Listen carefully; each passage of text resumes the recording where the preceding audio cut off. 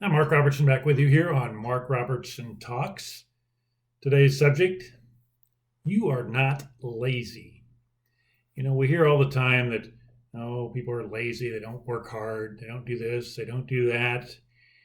Yes, there are people who do not take care of life and go about life as they should and be responsible and do the things necessary for a happy, productive life. And I guess you could say some people are lazy, but I really believe at heart it's that they are not motivated. They're not using their God given talents. They just go day to day. They've been told for much of their life that they're lazy or they're not going to amount to anything. And it becomes a self fulfilling prophecy. Rather than bringing out their talents and telling them they do have talents that can be honed and brought forth, and the saying, don't hide your light under a bushel basket, that's biblical. And the parable of the talents and things like this, it's biblical. And so God wants us to use the talents that he has given us, and so many don't. I mean, I've guilty of that myself. We're told we're inadequate, we don't do things right, and all this. And sometimes we don't do things right, and we don't go about life in a normal, proper way that we should.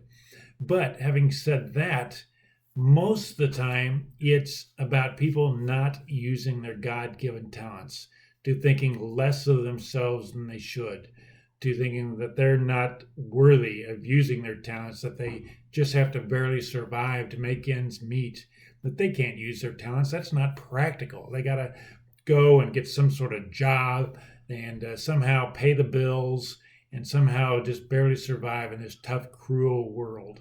And that thinking is prevalent a lot.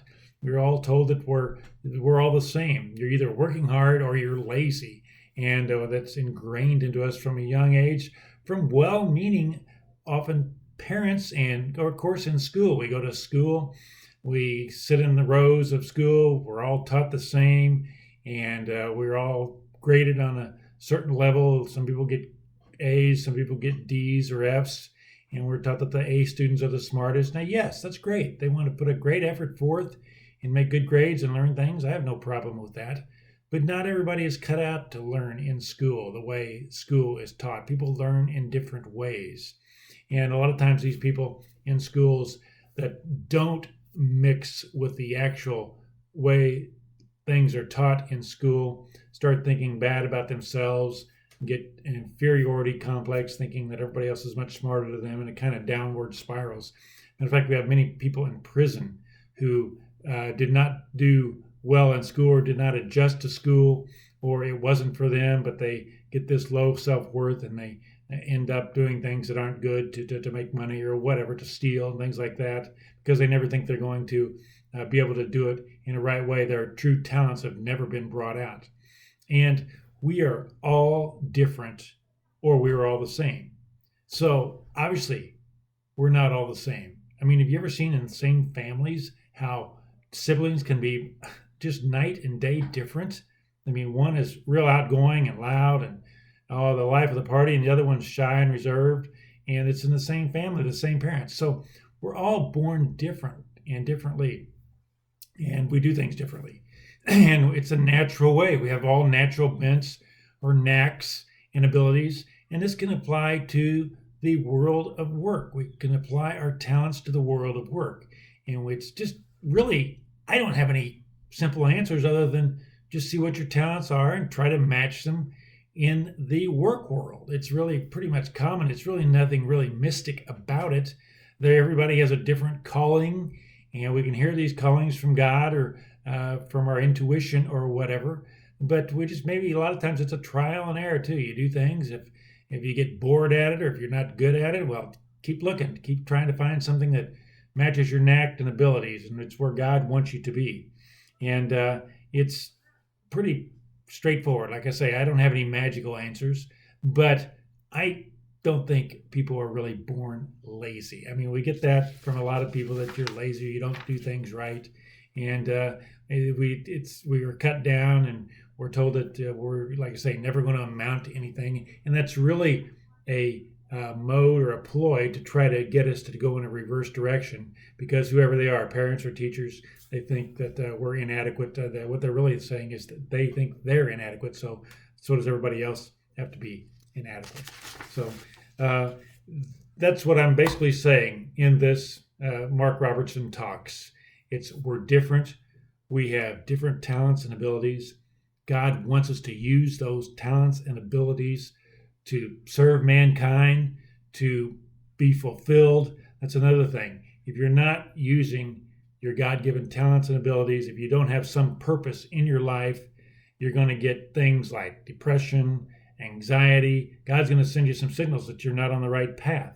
So that's we're told that all these mental diseases and everything like that, they just were born with it. Now, it may be in some cases, and it may be genetic, but a lot of times it's just we're on the wrong path, and God's trying to send us a message to go on another path.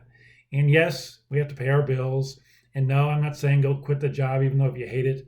But another thing, that's another piece of advice I heard one time. I heard a guy say, if you hate doing something, don't do it. If you can do it and you like part of it, you can get along with it, you probably should stay in it. But if you're in something you just totally despise and hate, get out of it. Find something that you can do, even in a survival mode, that you can somewhat make it through the day and are at least happy most of the time. If you're in something that you're just miserable 8 hours a day or 10 hours a day, leave it or find something else in the company or something like that. But God doesn't want us to be miserable. Yes, life is not easy. It's tough a lot of times.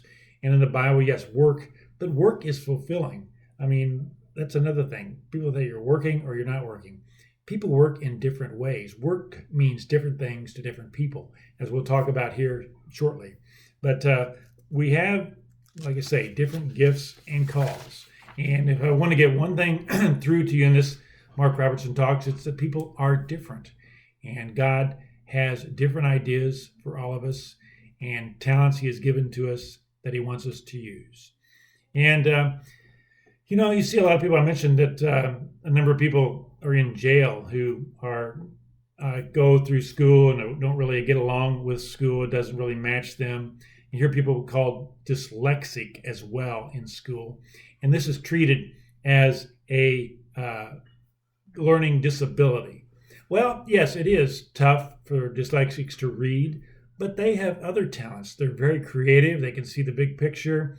They're a lot of times very good mechanically. They're good with their hands. They have a whole lot of other talents. So reading the written word, that's actually something fairly new. I mean, the printing press didn't come around to about the 1500s. Gutenberg printed that. And a lot of times people communicated in pictures and things like that before that, or the word of mouth. So the written word is not agreeable to everyone either. Now, there are techniques you can learn, and there are places you can go. The Gift of Dyslexia organization out in California, you can go and take some training, and it teach you how to learn to read, and it teaches to read better and whatever. But just because you have a hard time reading doesn't mean you're learning disabled or defective. I mean, that's another thing they try to teach people, that if you have a hard time reading, you're defective, you're just not as smart as everyone else. That's crazy. You have different talents, things like that. There are a lot of people with that so-called dyslexia, just famous ones. Leonardo da Vinci, as we're going to talk about here shortly, Walt Disney, so many others have that, Winston Churchill. And so they just see the world differently, and their views of the world are very valuable to people. We need their views of the world. I mean, they're told they're inferior in some areas, but that just really misses the boat. They're very smart in other areas, and we need them. And some say about 10% of the population is just out there. There are these guys and gals who just see things totally differently, who are kind of off the deep end a lot of times, who rock the boat, who do things differently, who lives outside the box. They don't have to make an effort to go outside the box. That's where they live. They just do things differently. And a lot of times, young children are like this. Parents see them, they think there's something wrong with them. They try to get them on the straight and narrow, and this is not good. You got to let them be who they are. And that's how they offer their talents to the world. As a matter of fact, there was a psychologist back in the early part of the last century, Otto Rank. He saw these people, and he basically that was his specialty, that about 10% of the population, they need to express themselves in different ways. They have a need to be creative or to be out there, or they can see the big picture. They can even see the future. But the problem is they're told so many times that they're half nuts that they try to conform, and that creates even more stress for them. And so sometimes they become even neurotic, trying to keep their true abilities down to try to act like everyone else. And he's right. He's written books. They're very heavy and deep, and they're a lot of times hard to understand. But there have been a lot of other people who've looked at his work and written it as well. And one of them is his name is Garrett Laporto, and he's written a book called The Da Vinci Method. We talked about Leonardo da Vinci being dyslexic and things like that, and it's very good. It talks about what these people are. Like I say, they say it's about 10% of the population. He says the rest of society is pretty much more normal. These are your accountants and things like that. I don't know if I totally agree with that. I think everyone is an individual and unique. So I'm not going to put it 90% one way and 10% the other. But he says there's 10% that are way far out there, and they're different. And the trouble they have is when they try not to be different, or when they try to conform. And so I'd recommend this book to you. He's also got another book. It's basically about the same thing. It's called The Wayseers. He calls the people Wayseers, and that's kind of a title he has for them. Those are two very good books. I read them all the time. They're very much a resource, and they very encouraging to those of us who likely are that type of person. And but a lot of those people are kind of neurotic because they've been told throughout their life that they're crazy. They're very different than a lot of other people. And so they got to deal with this, and they're kind of a tug. They want to fit into society, but if they do that, it causes a lot of stress. So they got to be different. And they got to be able to.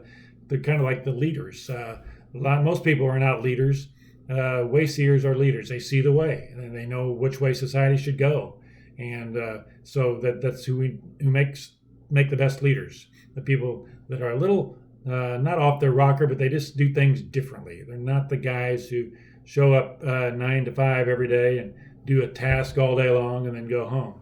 That's not how they thrive. They thrive. They're more like the hunter types. And I know in one of the books it says these type of people, they're either going 100%, 90 to 100%, or 5 to 10%. I mean, anything in between they can't do. Matter of fact, it's very stressful for them. So they have a hard time doing work like rote work, farming, or working on an assembly line, or even rote work in a grocery store, things like that. That's not who they are. But these people think that they get criticized for being that way. Well, when you're a hunter, you're out there throughout the day, you don't do much, but then all of a sudden when it's time to do something, you got to jump into action and do it. And these type of people are good in emergencies, are good in situations like that where they have to act and have to react quick and make quick decisions. And we need people like that as well. So my point is that people are different, and I recommend those books. Check them out, The Da Vinci Method and The Wayseers, Garrett Laporto. Look him up online, and he gives you some good ideas. May not agree with him on everything or even his political views, but you can learn a lot from him. He's written some very good books, and I've really learned a lot from him and continue to learn a lot from him and review them. And another organization that I really like is called Colby Concept. A lady named Kathy Colby. She has come up with just totally on her own a company that basically works with other companies and individuals in finding their innate strengths. She believes in our instincts are very important, and she has a term that she uses called conation. Now that's not her term. That's actually a term that was been out a long time. Matter of fact, even Plato and people like that use that or a similar term, but it really hasn't been brought into the current times other than Kathy Colby. And she's got a company just called the Colby Company, or has Colby Concept, and she offers these tests you can take. They're not tests; they're just little, basically surveys you take. And she basically she has 4 different types of people, although you're a combination of the 4. And she says nobody is smarter or better or worse. We're all basically have an equal amount of talent. It's just in different areas. And the 4 types is what she calls fact finder. The main fact finder, these are people who like to research and do things like that, and they're good at details and everything. And then the follow through, these people, they do graphics, they design, they like to show things and things like that. The quick start, these are kind of like the people we were talking about a moment ago. These are the guys that kind of wing it. They show up last minute, get things done. They cause chaos, disrupt things. Now, these people are needed, but they also need the other people around them as well, the follow-throughs and the fact-finders, to keep them on the straight and narrow, because you just can't go crazy all the time. They have a lot of ideas. Some of them work, and they just keep coming up with ideas and ways to go. And a lot of times they're good salesmen. They talk a lot, and they're good at talking and communicating. And then you have the implementer. And the implementer is the person, these are the people that do the labor, the hard work. They're implementer. They work with tools and things like that. And they like to design, they come up with machinery. They're good on working with machinery and technology and things like that. Now, some people are even like, she has like you're either 1 to 10 in these. And some people are 10. A lot of people are less than that. And you get a 4-number description after you take that survey on the Kolbe Index. And like I say, I highly recommend it. Just contact the Kolbe Corp. You can do it online, and it's a reasonable price to do it. And she has other tools as well. So she's got a new company or a new organization just called OPIG. It's about careers. She matches careers with your Kolbe Index. And you take there the numbers you get. And but most people are like a combination of things. You could be a 3, 4, 8, 5. So that's and that combination means a lot. It's not like it could be a 2, 10, 1, 3. I mean that's a different person right there. And so they talk that, and they describe what you get, the numbers you get, and who you are, and it really does clear a lot of things up. It gives you a good idea about who you are and directions to go in life, on career, on why you're different from other people, on why other people don't understand you sometimes, or why you may not understand them before you know their Kolbe MO or Kolbe numbers that they give you. And so, like I say, I highly recommend that. It's very good. You have the fact finder. Now, each one, the fact finder, follow through, quick start, and implementer, just because you're low in it doesn't mean you have less talent in it. It means you have other positive abilities. Like the fact finder, if you're like come up with 1 to 3 on fact finder, that means you simplify things. Well, we need people to do that. You focus on the bottom line. You simplify the solution. You condense the data. Now, if you're in between, if you're 4 to 6, that means you highlight what is important, you review the data, and you work within priorities. So you could be, anywhere from 4 to 6, and that's that. It's not like if you're real low on something that you're not good in it. That's not really what her focus is. It just shows you where you are on the level and what you should be doing.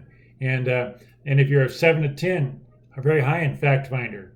You research in depth, you prioritize, and you build on experience. Basically, you're very cut and dried. You're really very detail oriented if you're that high in fact finder. Now, follow through.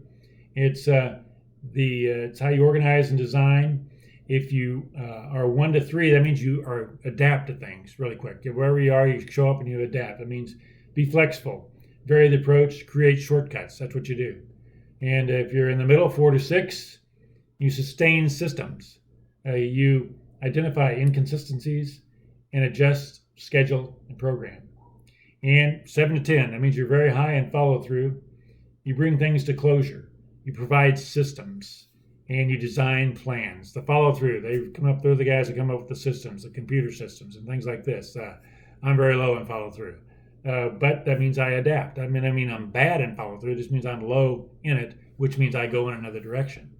And then you have the quick start, which I score high in. But if you're like 1 to 3 in quick start, you minimize chaos and risk, control the options, and protect what is working, the status quo. And we need people doing the status quo. There are companies that you do go in and do a certain thing every day, but there are people that thrive on that. That's another thing. We all think, myself included, that everybody's just like us. Well, they're not. Nobody's like us at all. And then a lot of times we're not even close to being like us. But that creates a lot of friction. A lot of people around can't understand that people are different from them, and they almost get offended by it. And they lose their mind if you act differently. and they just don't know what to do. They don't know how to handle you, especially if you're a quick start. That seems to happen quite often. But if you're 4 to 6 in quick start, they say you modify, you adjust to change, you sustain innovation, and you check things out before trying them. And then if you're very high in quick start, you innovate. These are the innovators. These are the guys that come up with ideas that have never been tried. They put things at risk, and they do things, not insane risk, but they don't not afraid to risk. And they try or experiment. They're deadline driven, and they brainstorm with ideas. They keep coming up with ideas. And I've heard that Winston Churchill, he was an idea a minute. He'd come up with ideas. Not very many of them were good, but every once in a while he'd hit on a gem, and it makes a difference. It's just kind of a natural thing for the high and quick start to be an idea generator. And so they brainstorm a lot, they innovate, and that's kind of like who they are. And then you have the implementer. It's how you handle space and tangibles. They're very tangible, the high in implementer. And but if you're low, if you're 1 to 3, you imagine solutions and you describe without demonstration. The high implementers like to demonstrate, and you deal with work that is abstract and intangible. So that's the opposite of the high implementer. They like to deal with reality, like to deal with tools. These are the guys that build the buildings, the steel workers, the guy that do working cables and things like this, the motors, the mechanics. These are the guys that we need them, and God, I need them. And my mechanical ability is very lacking, and I wouldn't know. I have a hard time even dealing with oil changes and things like that. So, but then the high end implementer, they demonstrate solutions, build machines and technology, and they insist on quality. And so, and again, repeating, what I'm basically saying today is that we're all different. You can go to the Da Vinci method, Garrett Laporto, or to the Colby concept, and you can find things there that really show how different we are. But even these don't totally get to it. I mean, there's 7 billion people on the planet, and billions more have lived, and we're all different. None of us are the same. We all have a different fingerprint, and we're all quite different, actually, in many ways. Now, these ideas can lead us to getting us into areas that we are and getting us into our element, and that's a good place to be as well. That's Colby concept talks about that. We want to get into our element, and it's good to get there and to be comfortable around us. A lot of times we get discouraged because we're not in an area. Now, all of us we always have to learn things that we're not comfortable learning. It's part of life. We got to learn technology these days, at least some technology to get along. And I like to drop kick things, computers sometimes, and phones and things like this that don't work all the time, every time. And why not? Why is it not working? And things like this. But that's just something we got to deal with. But like I say, we're all different. We want to leverage our talents, and we all have different talents. And we're not lazy. And we have schools they treat people the same, like they're all the same. And that's not good. And you get kids really discouraged. You hear even about things like suicides and things like that. I think that a lot of times has kids just think they're so different or they're never going to make it. These are just kids that aren't thriving in the school scene. Now, of course, there's a lot of bullies and things like that, and people that make fun of others. So there's a lot of craziness there too. But a lot of it has to do with people just think they're not cut out for school unless they think they're inferior in some way. Who treated everybody like they were the same? Karl Marx. He's a communist. That's what communists do. They try to treat everybody the same, that we just fill a cog, that we're the workers. Workers of the world unite. That's all a scam. And they don't like individuality. Look at the Soviet Union. They all had the same kind of car. They all wore the same things. No, we're all individual. And we have individual talents, God-given talents, and God wants us to use those talents. And that's what we're put on earth to do. Like I say, we're not put on earth to hide our light under a bushel basket. And I'm the first one guilty of that. But we need to step out and do what God wants us to do. Use those talents. Don't bury them. Don't hide them under a bushel basket. And like I say, there are other tools as well that you can use to find your uniqueness. The Strengths Finder is a good one as well. I haven't worked a lot with that. I've taken some tests with them, and it does give you an idea. They do have a lot of different types that you are, and it can almost be a bit overwhelming. But like I say, Garrett Laporto, his company, the Wayseers, or Kathy Colby, can't go wrong on those. They really are quite the helpful organizations. And basically, you can other things you can do to find your strengths. A lot of times you can just write things out. Sometimes if you write things down, you can bring them in more of a concrete, and you can think clearer about directions in your life. Just write free flowing, things like that. That doesn't work for everyone, but it might work for some people. And but again, the basic message is you're not lazy. No one's born lazy. Yes, if you come from certain faiths like the Catholic faith, they teach original sin and things like that. I'm not even downgrading that. I mean, yes, we have things we have to overcome in this world, and work can sometimes be a drudgery no matter what it is. But I know that God too wants us to work in areas that He designed us for, or go forth in areas He designed us for. And He talks to us in many ways through our body. He tells us if we're anxious or depressed, we're not on the right track. Let's try another track. I'm not that smart. I don't have exact answers on how to do that. Maybe just trial and error. That works out a lot of times. But don't give up. Keep looking for that, what God's plan is in your life. Come up with ways to find that. At least get in the arena or get in the element, and keep searching as you go, and you will most likely find it. Just keep looking, keep listening. Have other people tell you what you're good at. That's good as well. People can sometimes see better yourself than you can. Most of the time, they give you advice on what you can do well. So listen to them and give it a shot. And there's no such really thing as failure. Failure is just doing things, and it can be impossible to fail. If you're just doing things, who says it's a failure? Even if it's a failure in the eyes of the world, you just take an attempt.